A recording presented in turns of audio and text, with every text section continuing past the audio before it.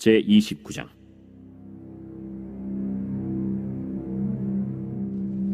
블레셋 사람들은 그들의 모든 군대를 아벡에 모았고 이스라엘 사람들은 이스라엘에 있는 셈 곁에 진쳤더라. 블레셋 사람들의 수령들은 수백 명씩 수천 명씩 인솔하여 나아가고 다윗과 그의 사람들은 아기스와 함께 그 뒤에서 나아가더니 블레셋 사람들의 방백들이 이르되, 이 히브리 사람들이 무엇을 하려느냐? 아기스가 블레셋 사람들의 방백들에게 이르되, 이는 이스라엘 왕 사울의 신하 다윗이 아니냐? 그가 나와 함께 있은지 여러 날 여러 해로되 그가 망명하여 온 날부터 오늘까지 내가 그의 허물을 보지 못하였노라. 블레셋 사람의 방백들이 그에게 노한지라. 블레셋 방백들이 그에게 이르되, 이 사람을 돌려보내어 왕이 그에게 정하신 그 처소로 가게 하소서. 그는 우리와 함께 싸움에 내려가지 못하리니 그가 전장에서 우리의 대적이 될까 하나이다. 그가 무엇으로 그 주와 다시 화합하리이까? 이 사람들의 머리로 하지 아니하겠나이까? 그들이 춤추며 노래하여 이르되, 사울이 죽인 자는 천천히요 다윗은 만만이로다 하던 그 다윗이 아니니까. 아기스가 다윗을 불러 그에게 이르되, 여호와께서 살아계심을 두고 맹세하노니 내가 정직하여 내게 온 날부터 오늘까지 내게 악이 있음을 보지 못하였으니 나와 함께 진중에 출입하는 것이 내 생각에는 좋으나 수령들이 너를 좋아하지 아니하니 그러므로 이제 너는 평안히 돌아가서 블레셋 사람들의 수령들에게 거슬러 보이게 하지 말라. 내가 무엇을 하였나이까? 내가 당신 앞에 오늘까지 있는 동안에 당신이 종에게서 무엇을 보셨기에 내가 가서 내 주 왕의 원수와 싸우지 못하게 하시나이까? 네가 내 목전에 하나님의 전령같이 선한 것을 내가 아나. 블레셋 사람들의 방백들은 말하기를 그가 우리와 함께 전장에 올라가지 못하리라 하니, 그런즉 너는 너와 함께 온 네 주의 신하들과 더불어 새벽에 일어나라. 너희는 새벽에 일어나서 발거든 곧 떠나라. 이에 다윗이 자기 사람들과 더불어 아침에 일찍이 일어나서 떠나 블레셋 사람들의 땅으로 돌아가고 블레셋 사람들은 이스라엘로 올라가니라.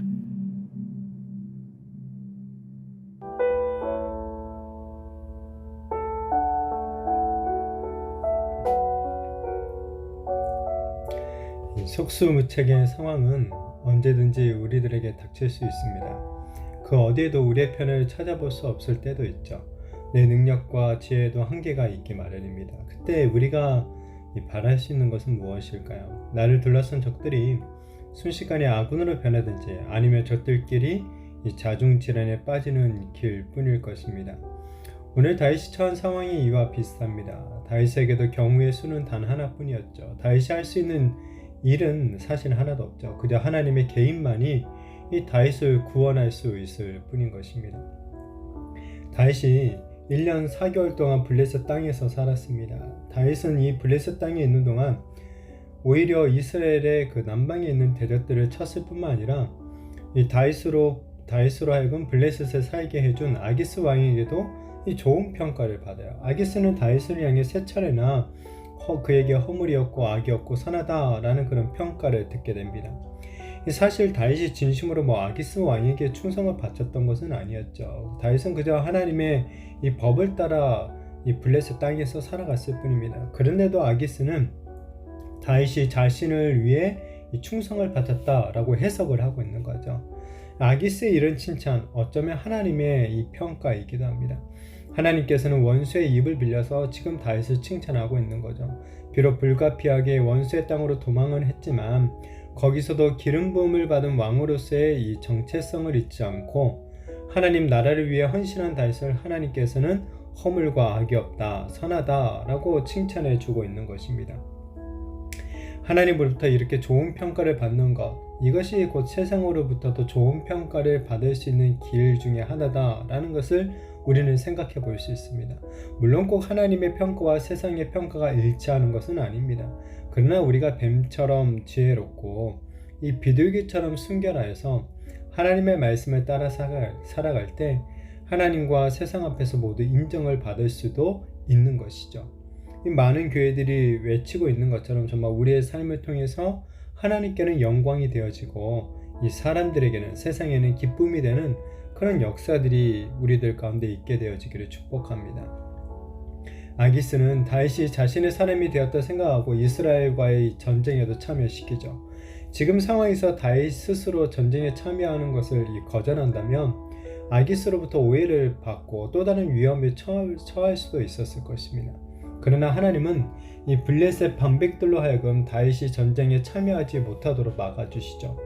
블레셋 반백들은 사울보다 다윗의 이 전과가 높았다라는 것을 기억하면서 이런 다윗이 만약 전쟁 중에 갑자기 마음을 바꿔서 이 자신들을 대적할 수도 있다라는 것을 지적하죠. 그러니까 다윗이 지금 이 자기 신과 이 자기의 왕을 버리고 블레셋에 충성하겠다라는 그 말을 믿을 수가 없는 거예요. 이건 맞는 거죠. 하나님은 이 블레셋을 통해 다윗이 요나단과 맺은 언약 그리고 사울과 맺은 언약을 배신하지 않도록 지켜주고 있는 거예요. 그러니까 다윗이 사울과 요나단을 해치지 않겠다라는 그런 언약을 맺었었는데 만약 지금 다윗이 블레셋 편에 서서 전쟁에 참여하게 된다면 그 언약을 지키지 못하게 되는 거죠. 그러나 하나님은 다윗으로 하여금 언약이 깨지지 않도록 이 블레셋에서 알아서 이 다윗을 배제시킬 수 있도록 역사해 주신 것이죠. 전에 아기스 앞에서 미치광이처럼 연기에서 위기에서 벗어났었던 다윗은 이번에는 전쟁에 나가지 못한 것에 대해서 크게 실망한 듯한 그런 연기를 또 하면서 위기에서 벗어납니다. 이러한 다윗의 속임수, 단순히 부도덕한 일로만 우리가 볼 수는 없어요. 이 속임수는 마치 이제 성경 전에 다윗 전에 나오는 어떤 라합, 에훗, 야헬, 삼손 이런 사람들의 속임수와 비슷한 거예요. 그러니까 하나님의 주권을 신뢰하는 자들이 하나님의 백성을 구원하기 위해서 그 원수들을 향한 이 통쾌한 속임수가 되고 하나님의 지혜다라고 할 수가 있는 거죠. 이렇게 하나님의 백성들을 구원하시기 위해서 원수들에게 통쾌한 속임수와 지혜를 가장 잘 드러내고 있는 사건, 그 사건은 바로 십자가가 되는 거죠. 십자가는 세상에 보기에는 가장 어리석고 미련한 것처럼 보이지만은 하나님을 온전히 믿고 신뢰하는 우리 성도들에게 있어서 십자가는 하나님의 지혜이자 구원의 능력이 되는 줄로 믿습니다.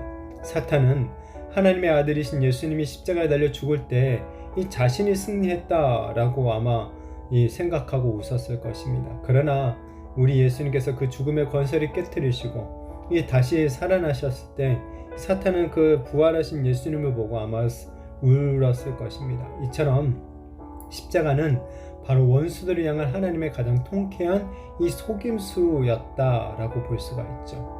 오늘의 예수님의 십자가를 믿고 의지하며 살아가는 우리 성도들도 세상의 관점으로 보면 어떤 인생의 실패자, 나고자 미련한 자처럼 보일 수도 있을 것입니다. 세상의 그 악에 대해서 속수무책으로 당하는 것처럼 보일 수도 있는 거죠.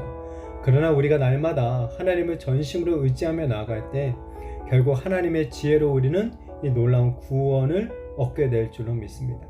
그리고 우리를 조롱하고 억압하게 한 세상은 하나님의 그 최종 심판대 앞에서 또한 자지러지게 될 것입니다. 왜냐하면 그날의 모든 것들이 역전되기 때문에 그렇죠.